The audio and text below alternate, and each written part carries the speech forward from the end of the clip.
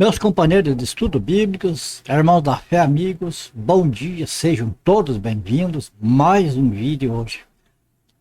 Hoje nós vamos falar a respeito de sofisma. Mas o que é sofisma, irmão Antônio? Bom, tem muitas pessoas que sabem o que é sofisma, mas ninguém nasceu sabendo. Então tem pessoas também que podem não saber o que é sofisma. E nós vamos discorrer sobre esse assunto hoje, que é para esclarecer para aquelas pessoas que ainda não sabem. Né, nós vamos ver 18 versículos da Bíblia, nós vamos ler ali, que é para nós entender a mensagem que está em 2 versículos. Desses 18 versículos é para entender o que está escrito em 2 versículos, que é sobre essa palavra sofisma. O que vem a ser, o que estava acontecendo na igreja de Corinto, que deu motivo ao apóstolo Paulo de escrever a esse respeito. Então vamos às Sagradas Escrituras para nós ir logo ao assunto. Desmontando sofismas. Nós vamos então ver aqui, como eu falei para vocês, são 18 versículos, 2 Coríntios, capítulo 10, dos versículos do 1 até o 18. Me acompanhe, por favor, aqui nessa leitura. E eu mesmo, Paulo, vos rogo pela mansidão e benignidade de Cristo, eu que, na verdade, quando presente entre vós, sou humilde, mas quando ausente, ousado para convosco. Sim, eu vos rogo que não tenha de ser ousado quando presente, servindo-me daquela firmeza com que penso devo tratar alguns que nos julgam como se andássemos em disposições de mundano proceder. Porque, embora andando na carne, não militamos segundo a carne, quer dizer, andando nesse mundo, num corpo de carne, não militamos segundo a carne, né? Não tiramos proveito da carne para nossa milícia, mas do espírito. E daí prossegue aqui a esses 2 versículos, 2 Coríntios, capítulo 10, versículos 4 e 5, que nós vamos discorrer depois. Veja o que diz aqui. Ele completou aqui, porque embora andando na carne, não militamos segundo a carne. Porque as armas da nossa milícia não são carnais e sim poderosas em Deus para destruir fortaleza, anulando nós sofismas. Olha que sofismas. É essa palavra que nós vamos destrinchar ela depois. Anulando nós sofismas. E toda altivez que se levante contra o conhecimento de Deus, elevando cativo todo pensamento à obediência de Cristo, estando prontos para punir toda desobediência, uma vez completa a vossa missão. Observai o que está evidente. Se alguém confia em si que é de Cristo, pense outra vez consigo mesmo que, assim como ele é de Cristo, também nós o somos. Porque se eu me gloriar um pouco mais a respeito da nossa autoridade, a qual o Senhor nos conferiu para edificação e não para destruição vossa, não me envergonharei, para que não pareça ser meu intuito intimidar-vos por meio de cartas.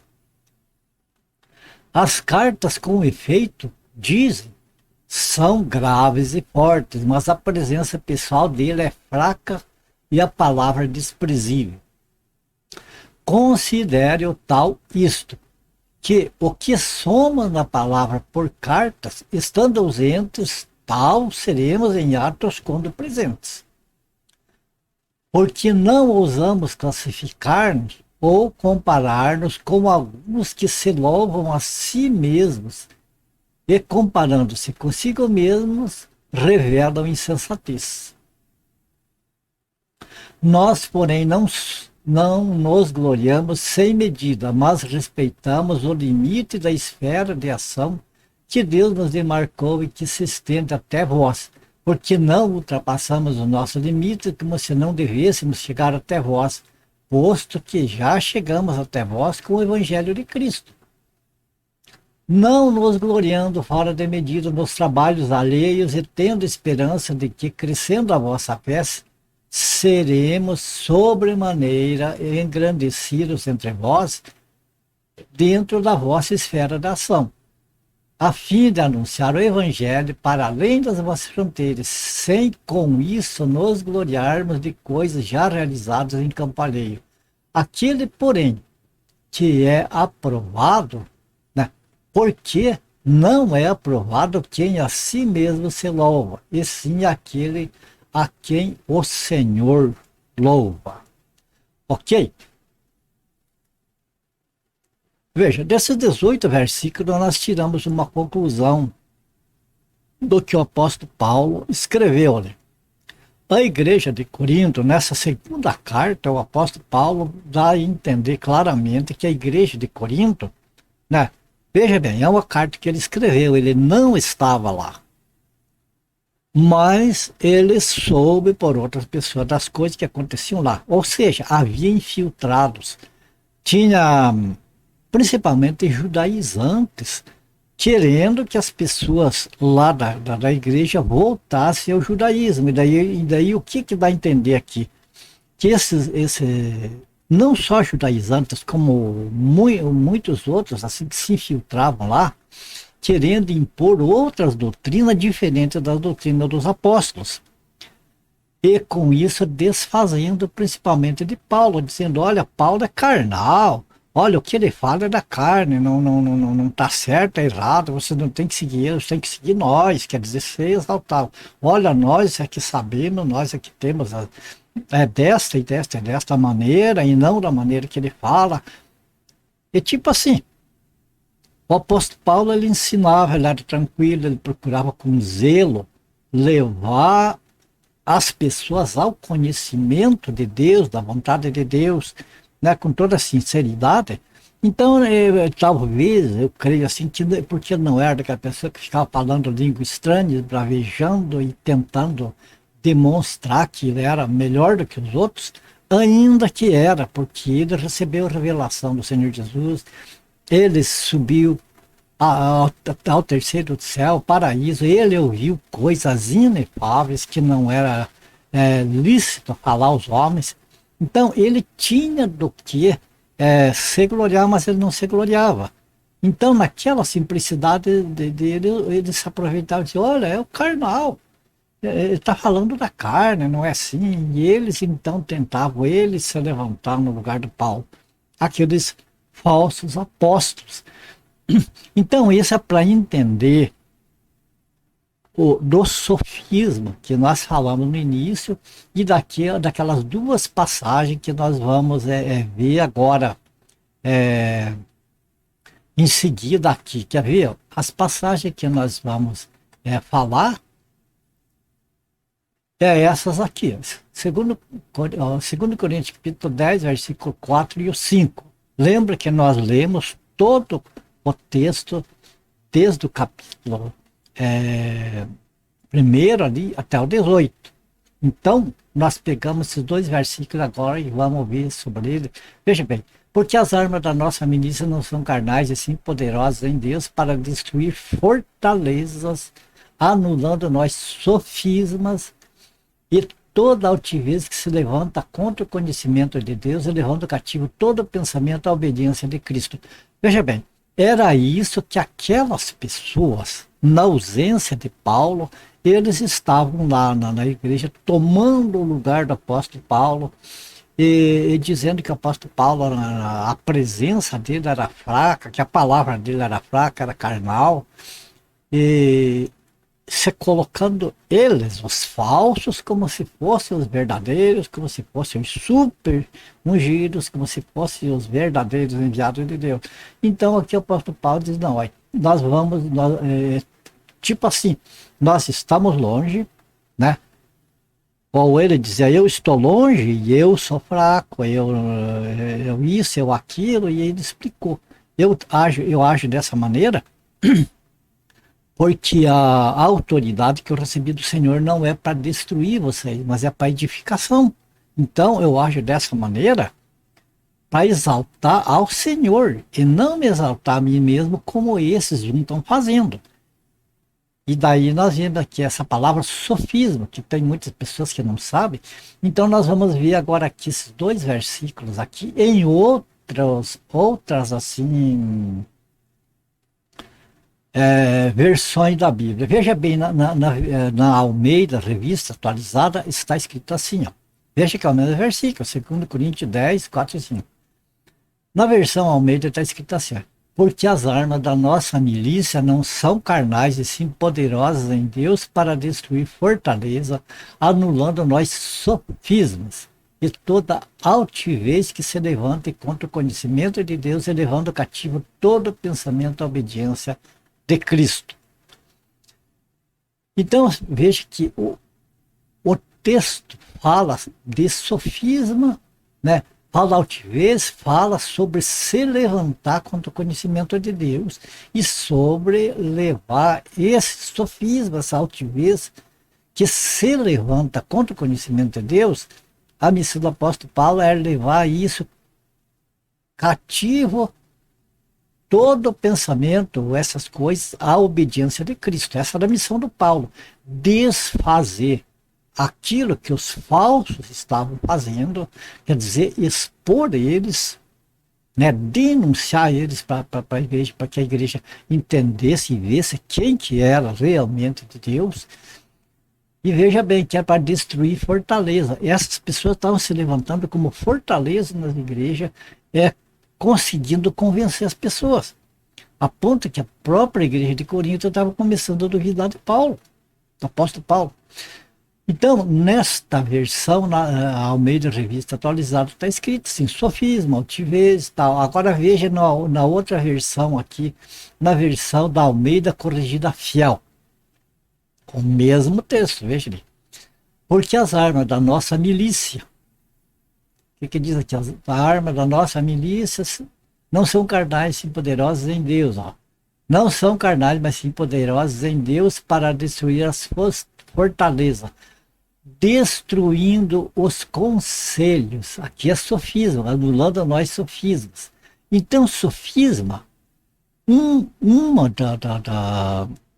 assim, das conotações da palavra sofisma é conselhos, reunião de pessoas que formam um conselho para decidir alguma coisa. Então, seria isso, sofisma seria isso também. E toda altivez que se levanta contra o conhecimento de Deus, ele levando cativo todo entendimento à obediência de Cristo. Agora você veja aqui na outra versão, da nova versão internacional. As armas com as quais lutamos não são humanas, lá diz não são carnais, né? Pelo contrário, são poderosos em Deus para destruir fortalezas. Destruímos argumentos. Então, lá fala de destruir sofisma, né? Fortalezas e sofisma. Aqui fala em destruir argumentos e pretensão. Então, sofisma pode significar conselho, altivez, argumentos, pretensão. E toda pretensão que se levanta contra o conhecimento de Deus, e levamos cativo todo pensamento para torná-lo obediente a Cristo. E agora nós vemos aqui, na versão King James, o mesmo texto. Pois as armas da nossa guerra não são terrenas. Veja que nós vimos em um texto que fala carnais, humanas, e agora terreno. Tudo significa a mesma coisa. As armas não são a nossa força, o nosso querer, o nosso poder, mas as armas é poderosas em Deus, né, que eu dizia, né? Pois as armas da nossa guerra não são terrenas, mas poderosas em Deus para destruir fortalezas. Destruir vãs filosofias. Então, o sofisma, que é o foco do nosso estudo, significa todas essas coisas. Significa vãs filosofias, significa arrogância, significa argumento, pretensão, significa conselho, altivez. Tudo isso é sofisma. É sofisma. E, prosseguindo aqui, né? Destruímos a filosofia e a arrogância que tentam levar as pessoas para longe do conhecimento de Deus. E dominamos todo o pensamento carnal para torná-lo obediente a Cristo. Então, vocês notaram aqui que essa palavra sofisma ela tem vários significados. Resumindo, significa uma discussão, de alguma maneira. Outra coisa que nós precisamos notar nesses textos, que veja todos eles os textos, embora a palavra sofisma ela tenha várias conotações, no entanto, todos os textos que nós vimos, ele fala aqui a mesma coisa, desse sofisma que se levanta contra o conhecimento de Deus, de objetivo de levar esse sofisma, né, cativo à obediência de Cristo. Aqui, ó, se levanta contra o conhecimento de Deus, levando cativo todo o entendimento à obediência a Cristo. Todas as passagens aqui falam a esse respeito, ó, levanta contra o conhecimento de Deus. Tentam levar as pessoas para longe do conhecimento de Deus. Então, com isso é fácil, amados, observar que o apóstolo Paulo ele está passando para a igreja de Corinto, e claro que é para nós também, isso aqui hoje, atual, que lá existiam falsos apóstolos. Como hoje também existe. Veja bem, não está cheio de pessoas que se intitulam apóstolo. Eu sou o apóstolo tal. Hoje, apóstolo não existe, porque apóstolo, para ser um apóstolo verdadeiro, tinha que conhecer Jesus em carne, quando ele estava aqui nesse mundo, tinha de ser pessoa que andou com ele, pessoas que foi testemunho ocular da sua morte, do seu sepultamento e da sua ressurreição.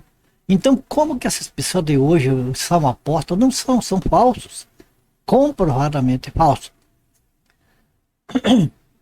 Então, como hoje, já existia naquele tempo pessoas que queriam se passar por apóstolo e enganavam. Então, o que o apóstolo Paulo descreveu aqui, que ele ia lá na igreja de Corinto e como aquelas falsos apóstolos estavam já quase convencendo a igreja de Corinto ali de que o apóstolo Paulo era um carnal, que ele era fraco, ele não levantava a voz, aquelas coisas. Ele falou: agora eu vou ir lá e vou levantar a voz e vou mostrar para esses falsos apóstolos a autoridade que eu tenho de Deus. Você percebe? Então, isso é o que acontece, porque eles, o que é, como diz ali, desmontando o sofisma, ou seja, o apóstolo Paulo, ele diz: eu vou chegar lá e eu vou pôr a limpo tudo que esses caras, esse pessoal aí, esses falsos apóstolos, estão pregando para vocês. Eu vou pôr tudo a limpo, vou pôr tudo à vista. Vou denunciar a vocês a falsidade, como eles são falsos. Como eles não são verdadeiros, vou provar diante de vocês, e isso não apenas com palavras, mas com o poder de Deus, para vocês verem quem é que tem a autoridade de Deus e quem que é o verdadeiro. Então seria isso que eu posso estar dizendo. É preciso, esse pensamento que eles passam para vocês, é preciso desfazer isso. E essa discussão que eles fazem assim, tentando diminuir os apóstolos, é preciso também pôr por terra essas fortalezas que tentam destruir a verdade. Então você percebe como os falsos, eles transmitem um evangelho falso, distorcido e eloquente, que chega a enganar muitas pessoas, e muitas pessoas seguem eles. E aqui, amados, aquele que tem amor pela igreja, ele tem por obrigação, como dever, de quando ele vê essas coisas, ele denunciar para a igreja, para que a igreja não caia no engano dos falsos. verdadeiros enviados do diabo e não de Deus, enviados de Satanás para destruir a obra de Deus ali. Então, eu vejo, hoje em dia, as pessoas que expõem essas falsidades, esse sofisma que hoje está cheio disso, esse engano, porque sofisma, na realidade, veja bem, a gente reunindo os textos, a gente entende que sofisma significa a pessoa discutir, a pessoa querer impor uma coisa que não é verdade, a pessoa querer impor e dizer, é assim. Você viu a capa desse vídeo ali que tá 2 mais 2 igual a 5, seria mais ou menos isso. 2 mais 2 é 4, mas o falso ele vem com o sofisma de tentar fazer com que as pessoas entendam que 2 mais 2 é 5. Quer impor aquilo que ele diz que é, impor nas pessoas para que as pessoas entendam que seja aquilo. E é o que acontece hoje. Hoje pegam o evangelho, torcem, distorcem da maneira que querem e se colocam lá como todos cheios de autoridade e conseguem arrastar milhares, até milhões de pessoas após eles. Então é preciso, amado, que os poucos que hoje têm amor pelo evangelho, os poucos que olham, verem hoje Jesus vitorioso, Jesus, né, ressuscitado ao lado lá do trono do Pai, mas que lembrem que Jesus esteve lá numa cruz, que Jesus sofreu horrores para nós libertar desse sofisma, desse tipo de coisa.